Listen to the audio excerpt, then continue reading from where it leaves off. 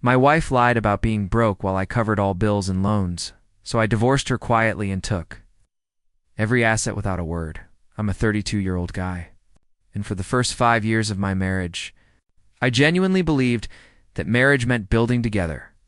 I always thought it was supposed to be a partnership.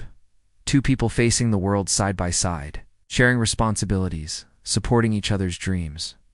That belief drove me to work long hours, juggle multiple bills, loans, and mortgage payments, and make sure the house was always in order. I took pride in being the reliable one, the guy who never missed a payment, who balanced every account, who quietly kept everything afloat. Sarah, my wife, seemed like the perfect partner, or at least, that's how I saw her back then. She always told me I was so reliable and thoughtful. She appreciated me handling things I didn't even notice she noticed. In the early mornings, she'd pour me coffee, give me a kiss on the cheek, and smile. But there were cracks, subtle ones I ignored at first. She often complained about how tight money was this month, even though I was covering rent, utilities, and the car payments, sometimes without her knowing. Sometimes she'd take mysterious phone calls, stepping into the hallway with a hushed voice. Or she'd vaguely answer questions about her spending. "Oh, it's nothing, just some bills," she'd say, but the tone never matched the words. I noticed, but convinced myself I was overthinking it after all. Everyone has private things, right? I rationalized everything in my head. Maybe she really was struggling with money. Maybe she just needed a little more time to get things sorted. I told myself patience was part of marriage. I kept covering the bills, smiling when she thanked me, and tucked away my growing unease in the back of my mind. After all, I believed in the partnership, the idea that if I stayed steady, everything would work out. But as I went to bed one night, reviewing the month's expenses in silence, a nagging thought lingered in my chest. Why does it always feel like I'm carrying the weight alone? I'm still carrying the weight, but by now I thought it was normal. Every month, I'd log into the accounts, transfer the money for rent, utilities, credit cards, and even her personal expenses without thinking twice. I'd watch her shop online or splurge on little luxuries, smiling when she thanked me, telling her it was fine. Inside, though, a quiet irritation was creeping in. One I kept shoving down because I loved her, because this was marriage, and I wanted to be the kind of man who supported his wife. But supporting someone isn't supposed to feel like being trapped. And yet, that's exactly what I was starting to feel. The tension started creeping in subtly. "You're so obsessed with money," she said one evening while I was checking the balance, a thin smile on her face. "I can't believe you care about every little cent." I wanted to argue, to say I was trying to make life easier for both of us, but instead, I swallowed it. I'd already given up hobbies, nights out with friends, even family dinners, all to make sure our life ran smoothly. And now it seemed like she was resenting me for doing exactly that. Some days, I noticed the little inconsistencies, her mysterious phone calls again, a sudden withdrawal from our shared account, a bill I didn't recognize. Each time I asked, she brushed it off with a casual, "It's fine, just a little thing." But her eyes avoided mine, a slight tension in her voice. Friends occasionally noticed the exhaustion on my face. "You look worn out," they'd say, but I'd laugh it off, telling them I was fine. I was fine, right? I had a roof over our heads, the bills were paid, and I thought I was building a stable life.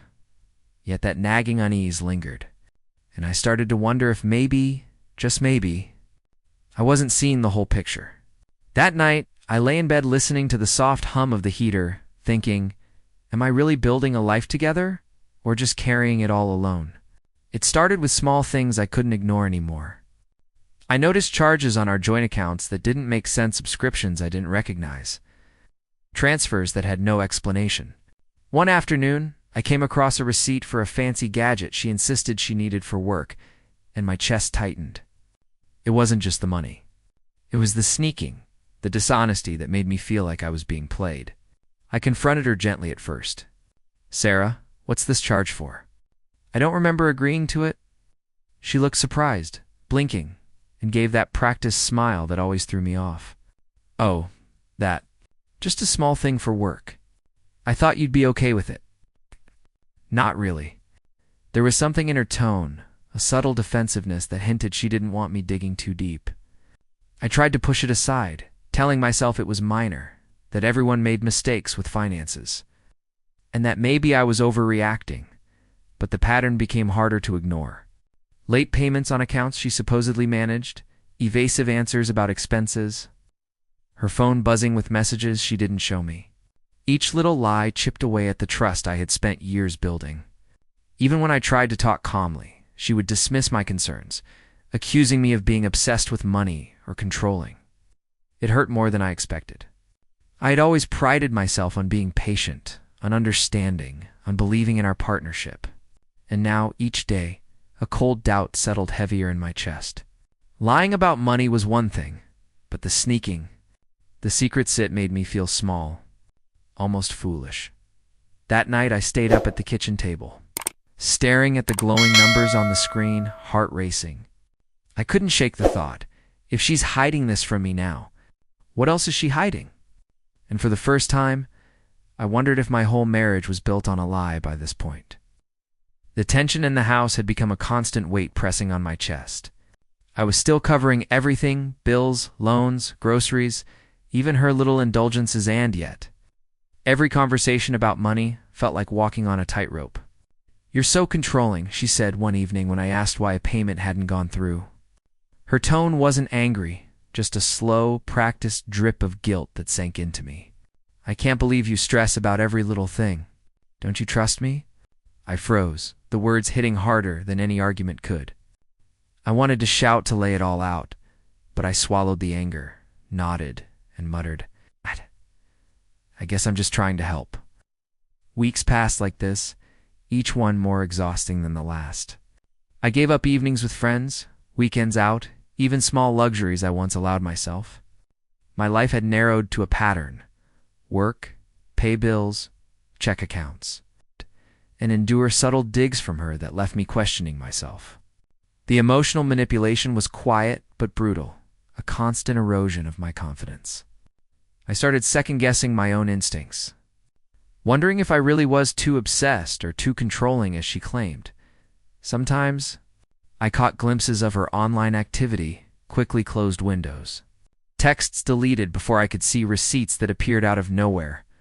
Each little discovery sent a pang of unease through me, but I forced myself to rationalize it. Maybe it really was nothing. Maybe I was imagining a problem. I wanted to believe in her, in us, in the marriage I had worked so hard to build. One evening, I overheard her on the phone, voice low, laughter that didn't reach her eyes. My stomach dropped as she hung up abruptly when she saw me in the doorway. That moment, more than any bill or sneaky expense, made me realize something was seriously wrong. I went to bed that night feeling hollow, lying there staring at the ceiling, trying to convince myself I wasn't losing my mind. But deep down, a voice whispered, "This isn't just about money. She's not being honest. And if this is how it starts, what else has she been hiding from me?" I never expected what I found that night to completely shatter everything I thought I knew about our marriage. I was going through some paperwork, just routine checking accounts, invoices, making sure everything was in order, and I stumbled across an account I had never seen before.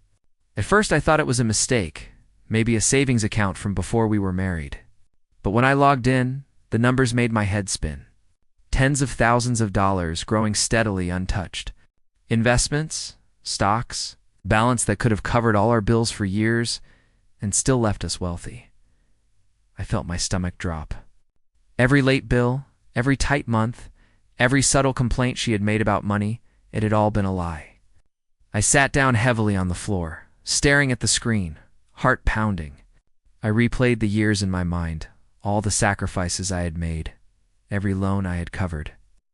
Every time I skipped something for myself so we could have stability. And she had never needed me the way I thought she did. When I confronted her, trying to keep my voice steady, she gave me the same smile I had fallen for, the one that used to calm me. "I didn't want to burden you," she said softly, almost convincingly.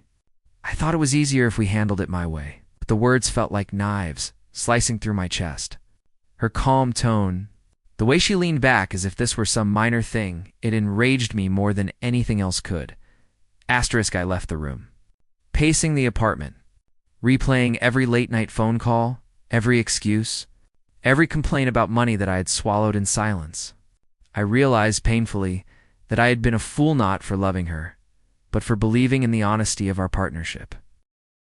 That night, as I sat alone in the dark listening to the quiet hum of the heater, I felt something shift inside me. I wasn't just hurt anymore. I was awake. And for the first time, I started thinking seriously about how I was going to reclaim everything without a word, without drama, and in a way she would never see coming. But even with the adrenaline coursing through me, a question burned in my mind. How deep does this deception go?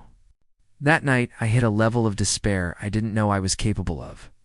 I sat alone in our bedroom, the glow from the city lights spilling through the blinds, and just stared at the floor. Every emotion, anger, betrayal, humiliation, sadness, crashed over me all at once, leaving me feeling hollow. For years, I had prided myself on being patient, on being the dependable one who kept everything together, and now I realized it had all been taken for granted. Every dollar I had covered, every sleepless night managing bills and loans, every compromise I had made, it had been for someone who had never needed me in the way, I thought. I could feel my chest tightening as memories of subtle manipulations and sly smiles replayed in my mind. The late phone calls, the mysterious withdrawals, the casual lies she told me about money, I saw them all clearly now, pieces of a puzzle I had ignored for far too long. And the worst part? She had the audacity to act innocent, as though none of it mattered. "I didn't want to burden you," she had said, and the words felt like spit in my face. I tried talking to friends, but no one could fully understand. "Maybe she has reasons," they'd say, and I nodded weakly, unable to explain the gnawing ache in my chest. I avoided confrontation, avoided looking at her in anger, because the thought of fully exposing everything terrified me. Social shame, drama, potential fights, it all felt too heavy. I didn't have the energy to carry it. That was the moment I realized I was at rock bottom. I had been stripped of trust, of confidence, and of peace, and I felt utterly powerless. I stayed up most of the night, staring at the ceiling, wondering how I had been so blind. My mind cycled endlessly through possibilities, weighing every option, questioning every decision I had made. And then a quiet, dangerous thought crept in. Maybe the only way out isn't confrontation, it's control. Silent, complete, and final. I didn't know how I would do it yet, but I knew one thing. I couldn't stay broken, and I couldn't let her get away with this. The next morning, I woke with a clarity I hadn't felt in months. The despair from the night before had been replaced by a cold, calculated focus. I realized that confrontation would only give her the drama she thrived on, and I wasn't going to give her that satisfaction. If I wanted justice, it had to be quiet, methodical, and complete. I started by documenting everything, every bank statement, every transfer, every hidden account I could find. I cross-checked bills, receipts, and past payments.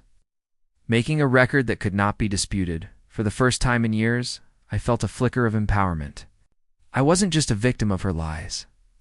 I could turn the situation around without uttering a single word. I set up spreadsheets, noted dates and amounts, and quietly mapped out a financial plan that would ensure I left the marriage with everything she had pretended we both needed. My mind raced with possibilities, thinking about loans, assets, and the subtle ways I could protect myself legally while she remained completely unaware. I also began distancing myself emotionally. I smiled when she walked in the room, poured her coffee, and answered her questions, but I kept a mental wall up. Every interaction became a performance, calm, normal, unassuming. She never suspected that I had discovered her secrets, or that I was quietly preparing to reclaim my life at night. I replayed the scenario over and over, weighing each step, imagining how she would react when everything was out of her hands. The thought alone gave me a strange satisfaction, a quiet, simmering anticipation. I didn't want revenge in a dramatic sense. I wanted it in a way that left her speechless, powerless, and forced to confront the truth silently. And yet, even as I meticulously prepared, a flicker of doubt lingered. If I move too quickly, will I tip her off? Or is it too late? Has she already grown careless enough to make this easy? The uncertainty only fueled my resolve. This was no longer just about betrayal. It was about reclaiming control of my life, every cent, every decision, every ounce of dignity she thought she could take from me. By now, Sarah's carelessness had become almost comical, if it weren't so infuriating. She started flaunting small luxuries, leaving receipts out in plain sight. Bragging about purchases she thought I'd never notice. She'd talk openly about investments and savings, as if I didn't already know the truth. Laughing about bills I had quietly paid for months. The arrogance stung, but instead of confronting her, I used it to my advantage. Every careless move she made became another piece of evidence. Another thread in the web I was quietly weaving.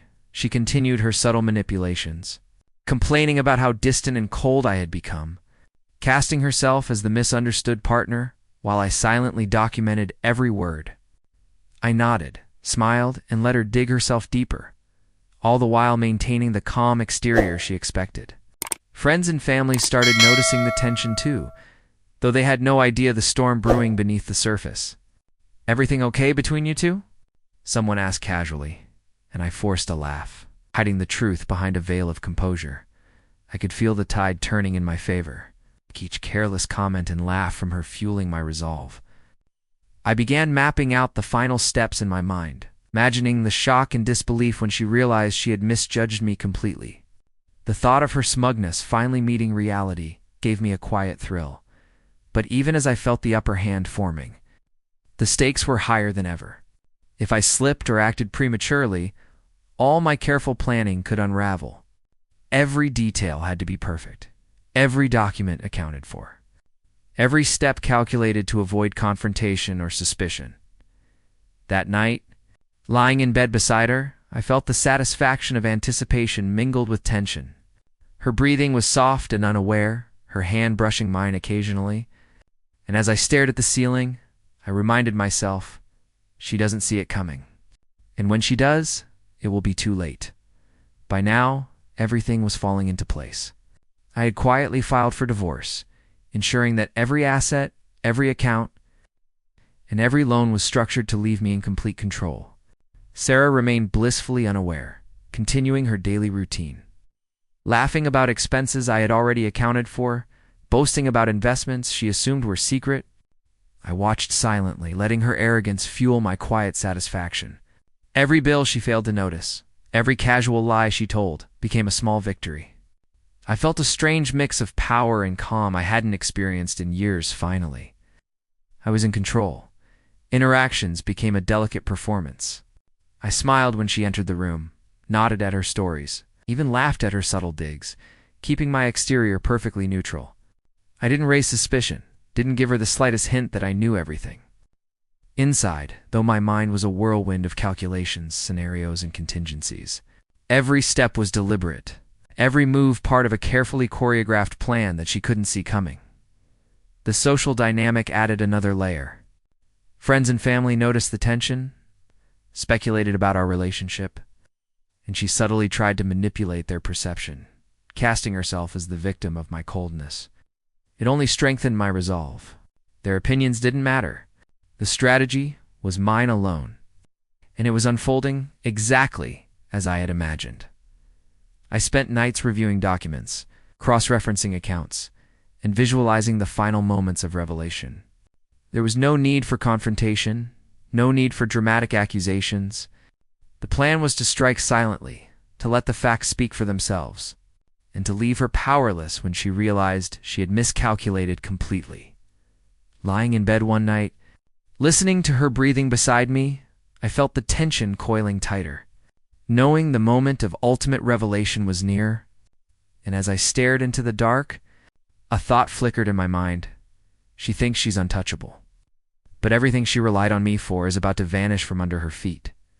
The days leading up to the final step felt surreal, like walking through a quiet house that had been mine all along but somehow felt alien. I had finalized all the paperwork, secured the accounts, and ensured that every asset and loan was under my control. Sarah, of course, remained completely unaware. She continued her routine, oblivious to the fact that the foundation she had relied on, the financial support I had silently provided, was no longer hers to manipulate. Every Interaction with her became a careful balance of normalcy and calculated patience. I smiled when she told me about an upcoming purchase, nodded when she complained about minor expenses, and feigned concern when she mentioned tight money. I felt a thrill every word she spoke, every assumption she made. Was another confirmation that my plan was foolproof? I had learned the art of quiet observation, letting her arrogance and carelessness set the stage for the final act. At the same time, reflected on the years of betrayal and manipulation. The sleepless nights, the subtle lies, the constant guilt-tripping it, all had led to this moment.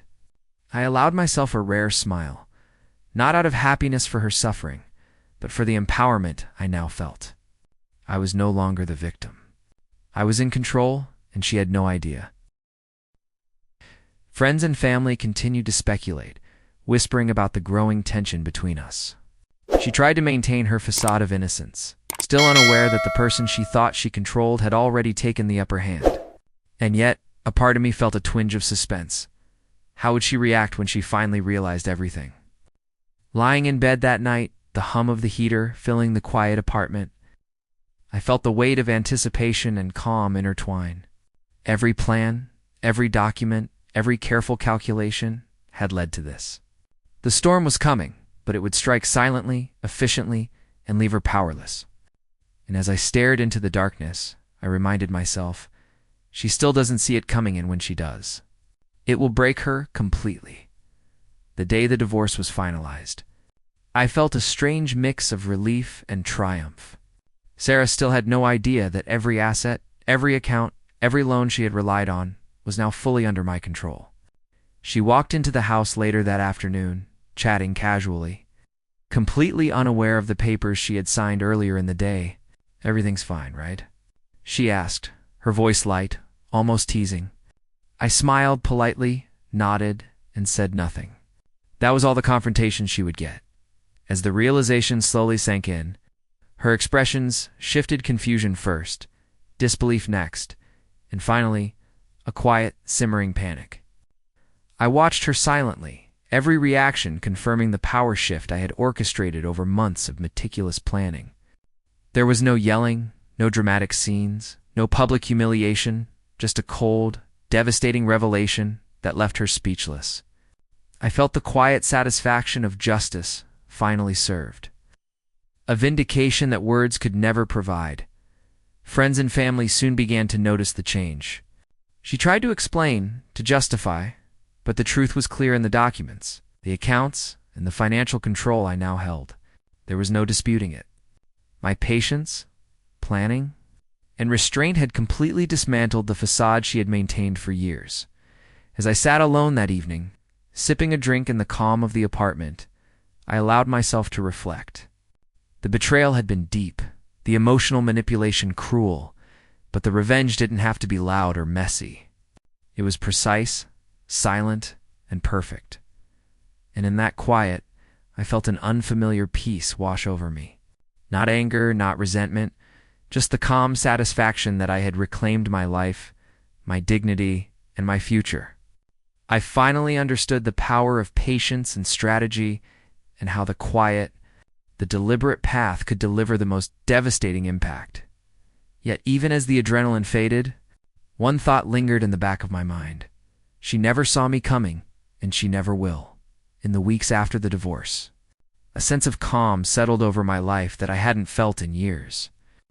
The betrayal, the lies, the manipulation, they no longer had power over me. I spent time rebuilding not just my finances, but my emotional world, reconnecting with friends I had neglected, and rediscovering hobbies and passions I had put aside for the sake of a relationship that wasn't honest. Each day felt like reclaiming a small piece of myself that I thought I had lost forever.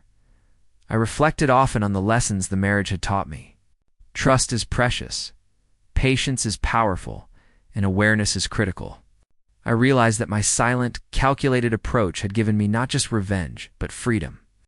I had walked away with every asset I had earned, while avoiding drama and public humiliation.